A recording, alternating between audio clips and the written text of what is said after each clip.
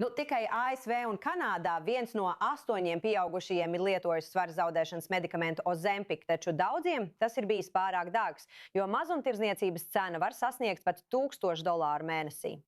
Tomēr pagājušajā mēnesī, māja beigās, Kanāda kļuva par pirmo lielā septiņnieka valsti, kas apstiprināja šī iņicējamā medikamenta ģenērisko versiju, kuru, kā jau minēju, ievada reizi mēnesī, un tas drīzumā nonāks aptieku plauktos. Tagad pie mums no Atlantas pievienojas dr. Julians Kavanā, Emorijas Universitātes medicīnas skolas neiroloģijas docents un arī medicīnas korespondents CBC Radio Canada. Paldies, ka esat šeit. Labdien! Tātad, vispirms pastāstiet mums sīkāk. Mēs zinām, ka šī ir milzīga tendence, milzīgs vilnis.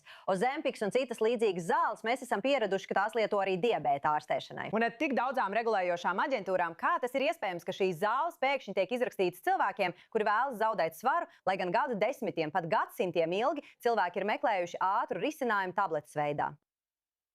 Jā, tas ir tāpēc, ka Ozempiks nav diabēta zāles. Tās ir brīnumainas neiroloģiskas zāles, kas regulē organisma spēju izjust sāta sajūtu, pilnuma sajūtu, izsalkumu un vēlmi pēc ēdiena. Mēs atklājam, ka arvien vairāk pacienti lietojot šīs zāles, tām patiesībā ir arī citas ietekmes uz smadzenēm, īpaši uz atalgojumu sistēmu. Un tāpēc mums ir šī svara zaudēšanas ietekme, jo cilvēkiem ir daudz vieglāk kontrolēt savu izsalkumu, sāta sajūtu un spēju zaudēt svaru, kas ir tieši saistīts ar diabētu. Tāpēc tas galvenokārt ir apstiprināts pacientiem ar diabētu un aptaukošanos, bet visticamāk tuvāko gadu laikā indikācijas paplašināsies. Bet ņemot vērā, ka par to nav dzirdējuši daudz cilvēki, un tagad šķiet, ka viss pasaule pēkšņi izskatās slaidāk un visi to lieto, mēs patiesībā nezinām, kādas ir blakus parādības. Es domāju, vai ir iespējams, ka nākotnē var parādīties kādas problēmas, īpaši tāpēc, ka šīs zāles ir jālieto regulāri.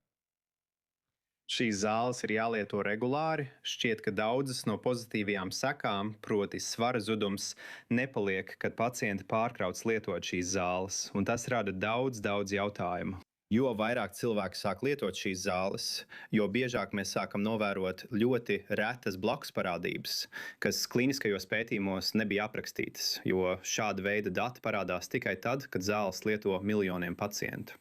Mums ir gadījumi ar redzes nerva iekaisumu, ko es šeit redzu regulāri. Un tas, ko mēs nākotnē patiešām pētīsim vairāk, ir iespējamās psihiskās blakusparādības.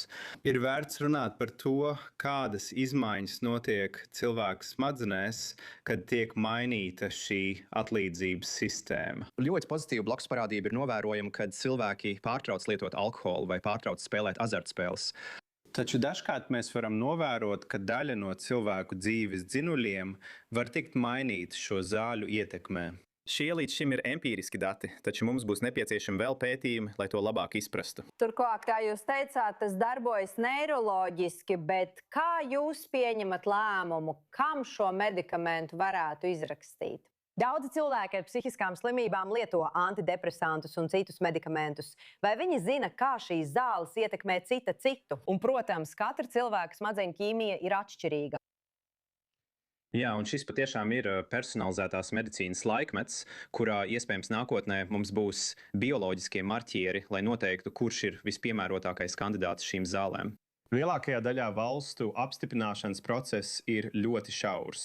Izrēlā, ja nemaldos, tas patiešām ir ierobežots cilvēkiem, kuriem ir cukura diabēts un kuriem nepieciešams zaudēt svaru. Indikācijas ir brīvākas. Dažās citās valstīs ārsti saņem lielāku rīcības brīvību pieņemt šādus lēmumus. Bet jums ir pilnīgi taisnība. Mums ir nepieciešami vairāk dati. Un ir vērts padomāt par sabiedrību, kurā liela daļa iedzīvotāju lietot kādu no šīm zālēm, un par to, kā tas ietekmētu visu sistēmu un sabiedrības kopējo psiholoģisko stāvokli. Tagad parunāsim par izmaksām. Skaidrs, ka ne visi to var atļauties, bet kas padara Kanādu unikālu, ka tā pēkšņi var piedāvāt ģenērisko medikamentu? Vai tas ir saistīts ar patentiem? Zini, Emīlija, mums visiem kādreiz ir gadījies laikus neiesniegt dokumentus vai nesamaksāt nodevu. Un izskatās, ka farmācijas uzņēmums, kas ražo Ozempic Kanādā, aizmirsis samaksāt nodevu, kas bija nepieciešama, lai patents Kanādā paliktu spēkā. Tādā ļoti administratīvā veidā viņi šādi zaudēja patentu. Un tas sakrīt arī ar brīdi, kad klīnisko pētījumu dati tika padarīti publiski pieejami.